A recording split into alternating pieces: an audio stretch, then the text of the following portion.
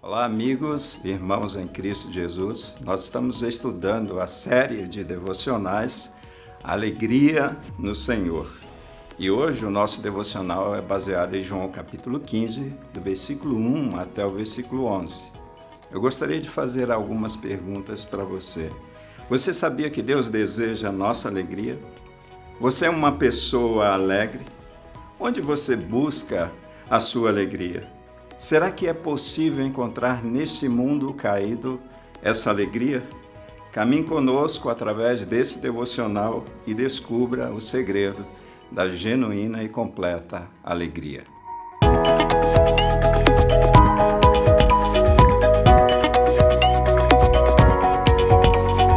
O texto em destaque hoje é o texto de João, capítulo 15, do versículo 1 até o versículo 11, e eu gostaria de ler na linguagem de hoje, nova tradução da linguagem de hoje, que diz assim: Eu sou a videira e o meu pai é o lavrador.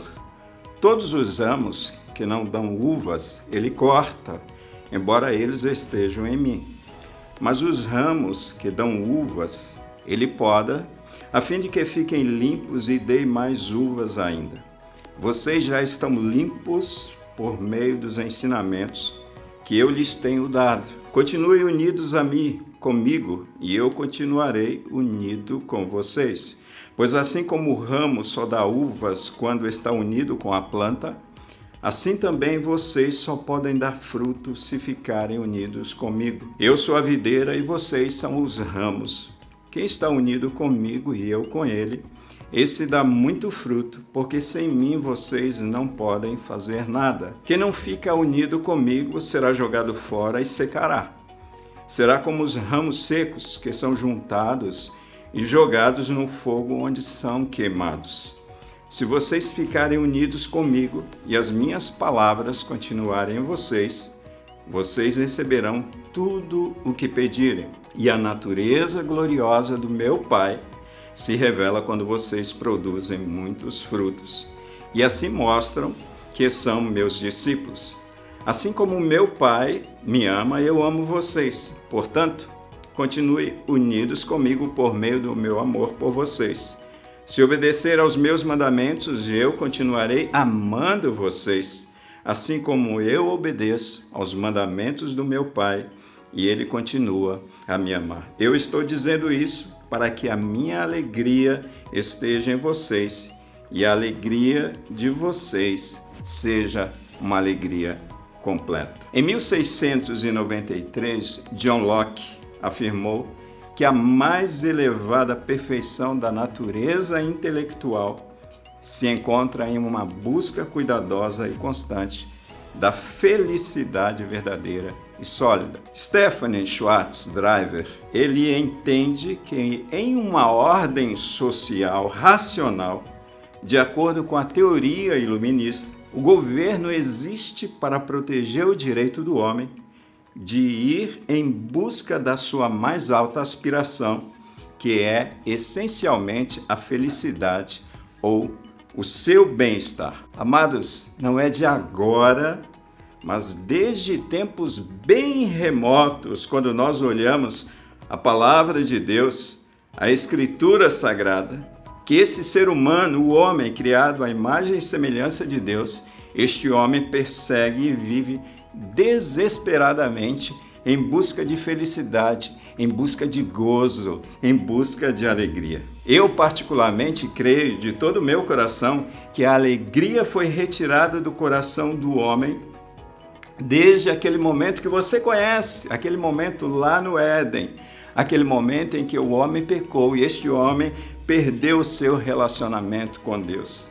Desde a sua queda, desde aquele momento que Adão e Eva foram expulsos da presença do Criador. Quando nós olhamos para esse texto de João capítulo 15 e fixamos o nosso olhar no texto em destaque, notamos uma palavra, queridos, que se repete por 12 vezes e esta mesma palavra salta aos nossos olhos. Essa palavra é a palavra permanecer. Por 12 vezes, nesse texto de João capítulo 15, Jesus repete esta palavra para nós e para os seus discípulos. No versículo 11, é um versículo que eu destaco para vocês neste grande texto, Jesus afirma que é necessário permanecer nele para que a alegria ou gozo dele, alegria ou gozo de Cristo Jesus, esteja em nós e para que o gozo, para que a nossa alegria, ela seja completa. Com isso, Jesus nos ensina aqui nesse texto algumas lições importantes que eu gostaria de passar para vocês nesta devocional. Primeiro, Jesus deseja a nossa completa alegria. Ele nos ensina através desse texto que ele deseja a nossa completa alegria. Queridos, Deus não é nenhum pai carrancudo, nenhum pai verdugo que deseja ver a desgraça dos seus filhos. Deus é um Deus amoroso, um Deus bondoso, um Deus alegre.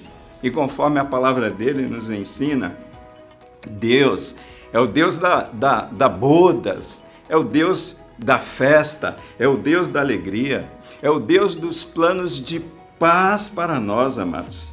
Deus, ele deseja a nossa alegria.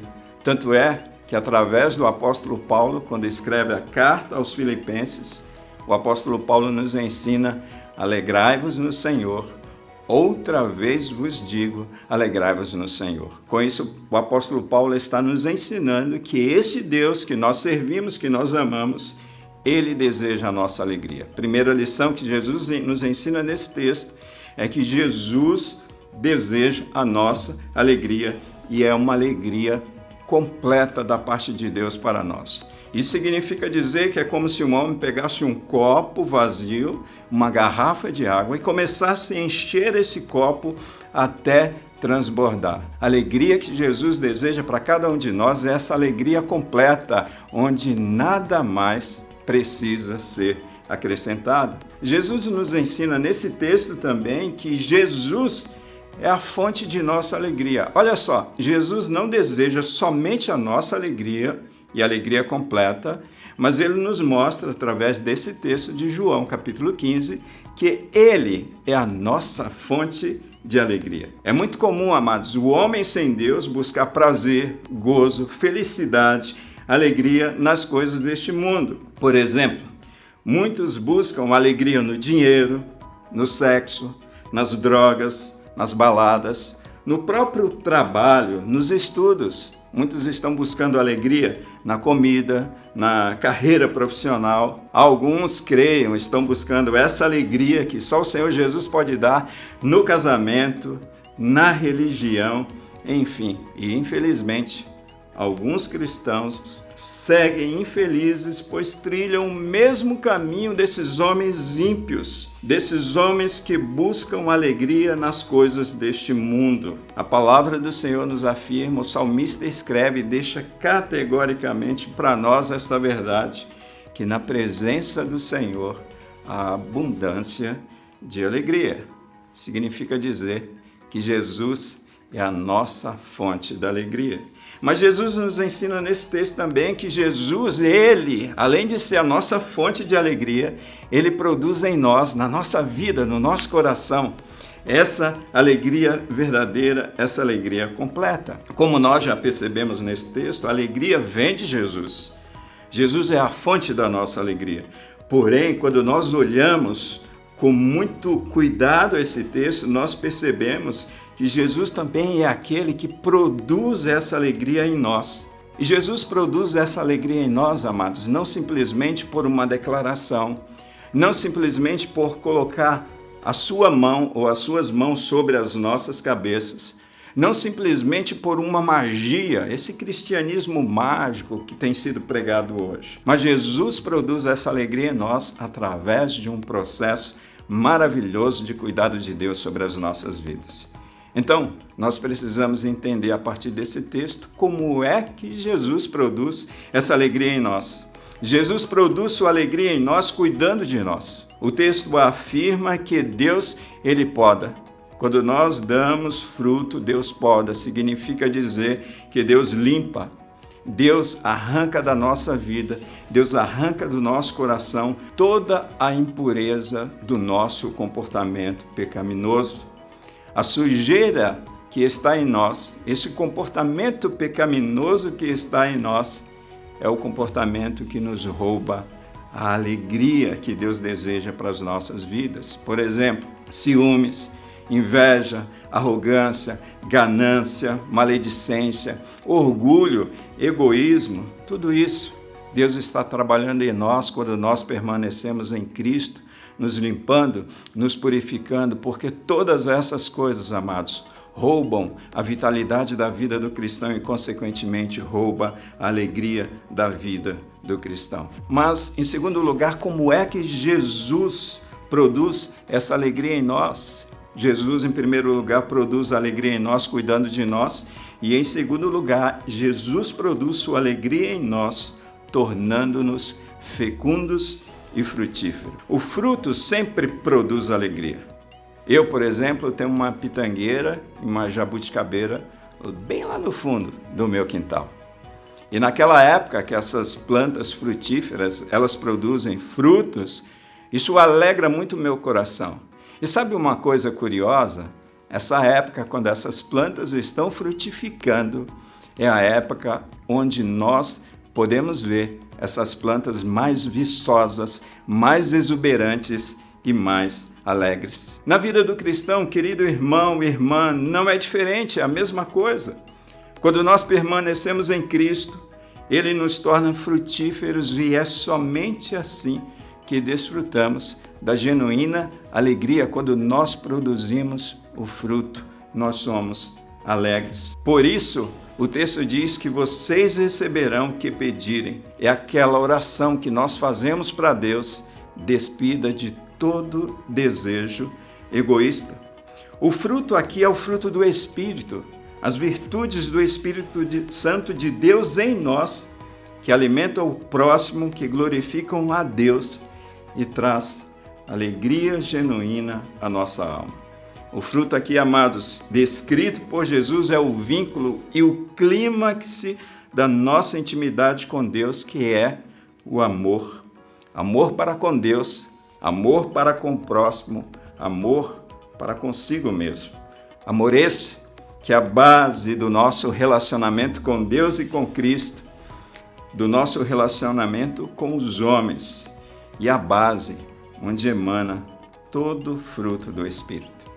Em resumo, Jesus nos ensina que a nossa felicidade, que é o nosso prazer, que é o nosso gozo, que a nossa alegria depende da nossa relação correta com Deus. Para desfrutarmos da verdadeira alegria, aquela que não desaparece com os espinhos e abrolhos da vida, aquela que não desaparece com o desemprego, com a pandemia, com as mortes, com as dificuldades dessa vida, é necessário permanecermos em Cristo, nos submetermos à sua disciplina amorosa que purifica a nossa vida, purifica o nosso coração.